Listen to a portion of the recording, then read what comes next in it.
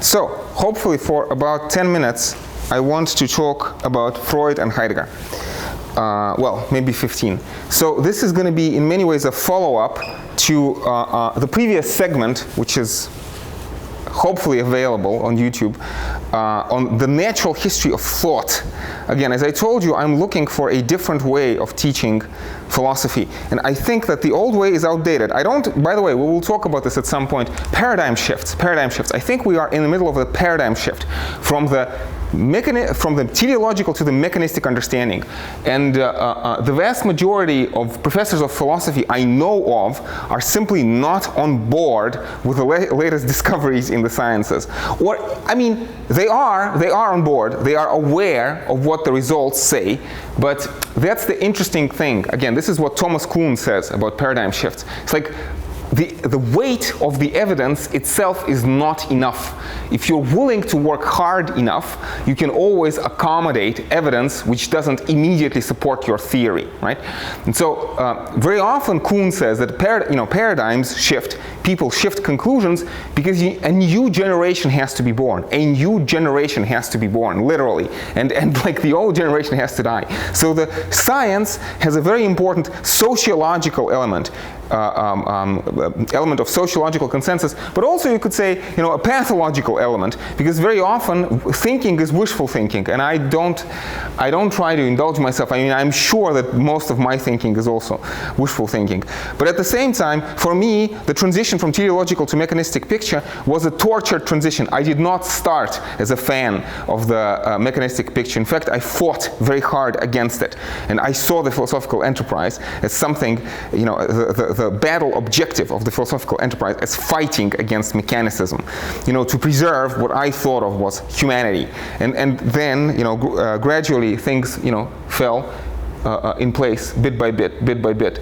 And again, it's interesting how these transitions happen. It's a bit of a Gestalt switch. I think Ludwig Wittgenstein talks about this, how this famous duck-rabbit example, duck-rabbit, right? So there's a picture which looks like a rabbit from one side.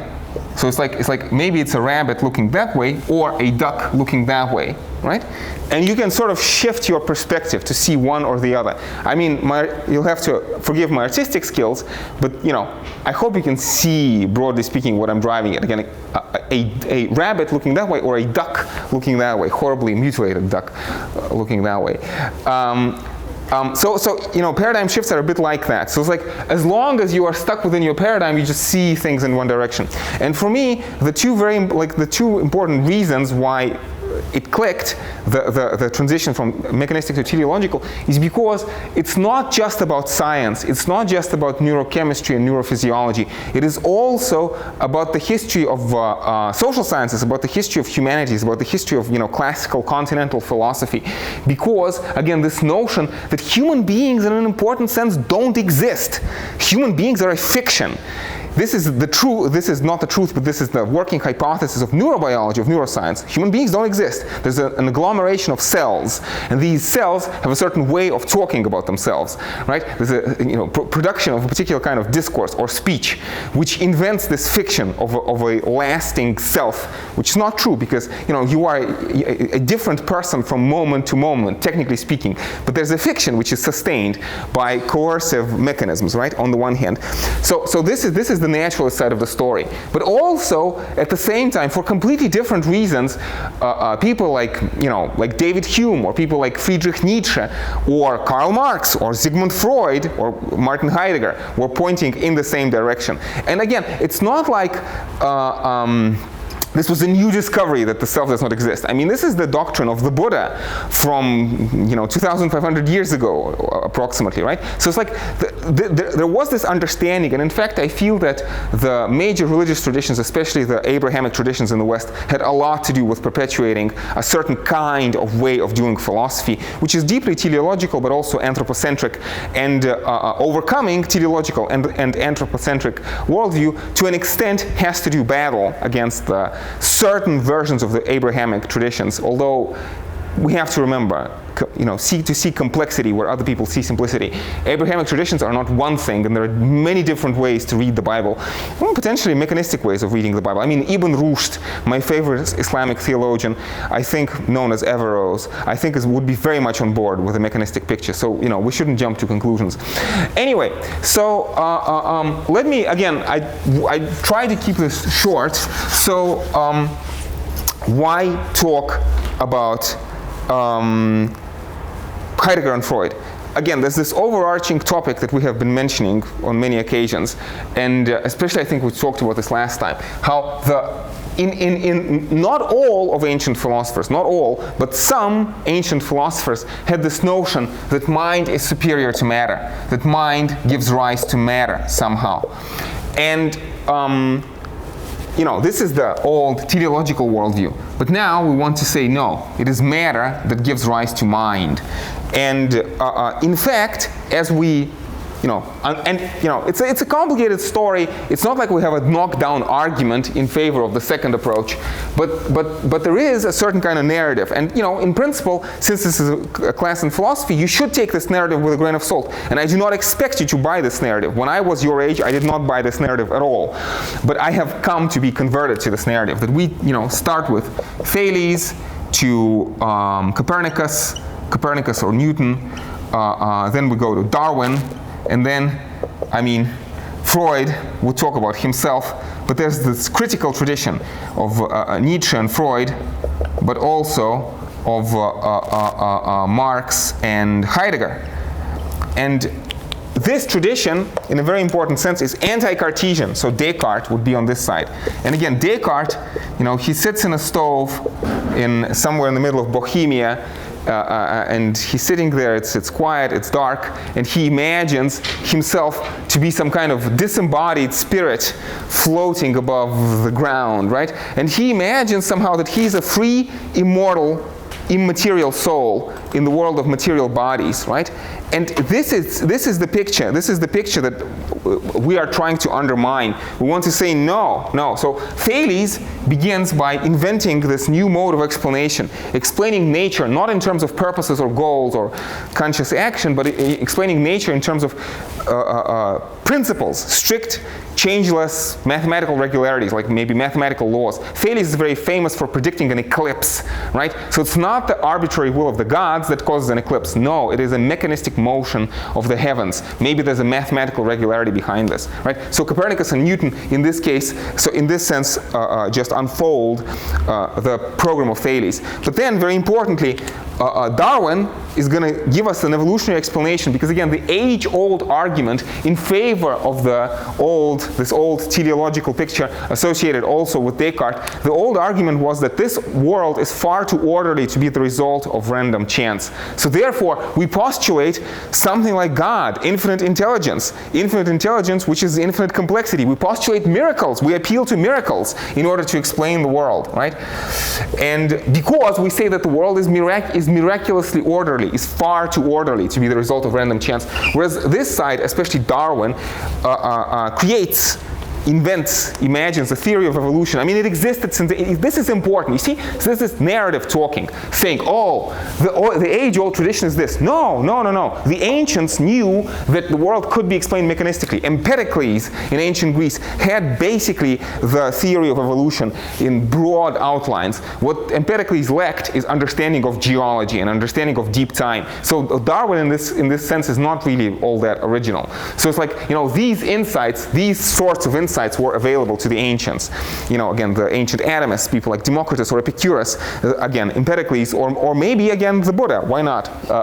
In Chinese tradition, people tell me that the Taoist tradition has a lot to do with this side, but I do not know enough about Taoism, unfortunately, to comment on this. But anyway, so we're talking about this transition from the teleological to mechanistic picture. And again, it's like this picture necessarily has to appeal to miracles. You see, it's difficult to explain you and me, but we are much simpler than God. So explaining humanity in terms of God, doesn't sound like a very good explanation, as a form of an explanation, because we explain a lesser mystery by appeal to the greater mystery. People talk about, proofs of the existence of God. I want to respond. I want to say, let's first prove Goldbach's conjecture. Do you know Goldbach's conjecture? Every even integer is a sum of two primes. So probably much simpler thing to prove than the existence of God. We haven't made a lot of progress. We don't even have a general understanding of how would you prove something like that. Not to mention that, again, I feel that deep theologians in the major world religions would, of course, insist that God is not something that can be defined or understood. God, in Pseudo-Dionysius the Areopagite, or in Plotinus, or in Philo, or in Ibn Rushd, God is incomprehensible. God is incomprehensible. But saying that you explain something because you appeal to something incomprehensible is a misuse of language. This side is not an explanation. It cannot be an explanation, and honest theologians, honest with themselves, know it's not an explanation, because incomprehensibility is the antonym of explanation. Now this side, we have to be careful, because it's not like we have the full story, and in fact, in an important sense, human thinking is circular. You always have to rely on assumptions. Dmitry is going to make a wonderful presentation on Gödel's theorem, I hope later today. And it's like, it's true that human thinking cannot be grounded 100%. You always have to rely on explanations. So maybe this side should not be taken like too seriously. But at the same time, I feel that as long as you're clear about the fact that you're making assumptions, and as long as you're clear that you are trying to make as little assumptions as possible, the less extravagant assumptions, the better, right? So again, on this side, we talk about how there's this, blind chaos, blind deterministic chaos, fluctuations in the quantum fields presumably are much simpler than God. So on this side of the board, we explain the simple, you and me, through the complex, God, or the simpler through the more complex. On this side of the board, we explain something that is more complex, you and me, through something which is much more simple. Fluctuations in the quantum fields, atoms seeking lowest energy states, right? It's like CO2 being converted into CH4. This picture, I feel, much more, satisfies, is a much more satisfactory explanation. Of course, Andrei, who's not here with us today, but Andrei will point out that it's a paradigm shift, and different paradigms use different criteria. There's a very important term from Thomas Kuhn, incommensurability. Incommensurability. You cannot compare the paradigms directly, because in terms of this kind of philosophy is right in its own terms, and in terms of this kind of philosophy is right. So you have to use the criteria of the mechanistic picture in order to establish the supremacy of the mechanistic picture. So it's a bit circular, and it's true. It's circular, and that's a bit of a problem. But at the same time, there's also, it's a pathological argument and the sociological argument, the pragmatic argument, that this side of the board seems to work much better. Again, if you have a friend who's distressed, depressive, suicidal, medication can help. That's a mechanistic theory of the mind. Chemical processes in the brain, do something to you, right? It's like, don't get me started. It's a whole separate topic about penitentiary system, the way punishments work, the way our courts of law work. I feel that for our court system to work, our justice system to work, we have to rely on human beings being something like machines. Otherwise, punishment and prison would not work, even in the ideal case. But that's a separate discussion. And so, again, I've assigned Freud and Heidegger for today because both Freud and Heidegger thematize that, again, for Descartes, we are immortal, immaterial souls, we are free and we are responsible to ourselves. And Heidegger and Freud want us to many ways to sit and to meditate and to be open, be attentive to the fact that we are products of something larger than ourselves, products of larger forces. We find ourselves, very importantly, with beliefs, values, and desires. And in an important sense, beliefs, values, and desires, especially Freud, but also Heidegger to a lesser extent, will help us see beliefs, values, and desires as something maybe external and maybe coercive. Having a belief, having a value, having a desire is a way to code for behavior. So, human beings are products of biological and cultural evolution. Some of our beliefs are biologically based, some of our beliefs are culturally based. So, if you want, your beliefs, your values, and desires are ways in which genes, biological evolution, or memes, cultural evolution, controls your behavior. And there's an important sense in which it's external and coercive. And in fact, in deep states of meditation, you are supposed to be able to appreciate how an external sound like a sound of a bell, is external, and feel, let's say, an itch that you want to scratch, or a desire for food or for chocolate, to feel it also as external, to feel these things as, you know, on the same level.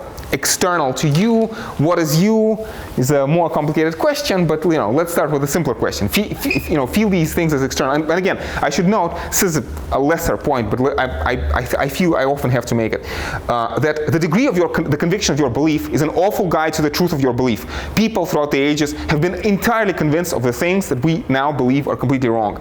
And same things with desires. Very often people desire, like a dose of heroin, which is not going to make them happy, but in fact is going to make them miserable in a train wreck and make them regret having the desire. So, you know, degree of certainty is a horrible guide to the truth. Degree of desiring something is a horrible guide to whether it's going to make you happy or not. And values, people throughout the ages have been utterly zealous about things which we would now find completely morally repugnant. Think of, let's say, medieval witch hunts. You can imagine that many witch hunters thought that they were doing God's work, and they were being as righteous as one can be righteous by torturing what we today would say were innocent, completely innocent people, right? So, you know, moral zealotry and bigotry, right? So, and kind of, it's an important point, and I feel that thinking with Nietzsche, Freud, Marx, and in mechanistic terms helps us understand ourselves better, and helps us maybe, you know, thematize these problems, and maybe, you know, the enlightenment, project of enlightenment reshape society on a more rational basis. So, I guess I should be wrapping this up because I promised to keep this short. Yeah, I feel that, you know, maybe like there's a very important, I'm trying to establish some kind of a middle point, right? So on the one hand, like middle point between conservatism and criticism, and social criticism. Because on the one hand, Freud and Nietzsche and Marx and Heidegger are all going to say, look, our thinking is conditioned by our culture. Individuality is linguistically constituted, and language is social and therefore historical, right? So there is no Archimedean point. This is critique of liberalism, critique of certain kinds of liberalism. Let's say Lockean liberalism or Kantian liberalism. This is, I mean, Hegel. I could add Hegel to the board. This is Hegelian critique of Kantian liberalism. Human beings do not have an Archimedean point to judge, you know, what is right and what is wrong out of nowhere. There's always an element of social consensus. It's also true in the sciences. You know, sciences are not really based on truth with capital T, but more like social consensus among the scientists. It's an important point in philosophy of science. And that's a conservative element. That's a deeply conservative element. Rehabilitation of prejudice. Yes, you have to use the prejudice of your culture, because there's no other way human beings can survive or can live. We have to rely, we have to trust, we have to have, in some sense, maybe faith in our culture, right? But on the other hand, it's also very clear that often our culture takes advantage of us. You know,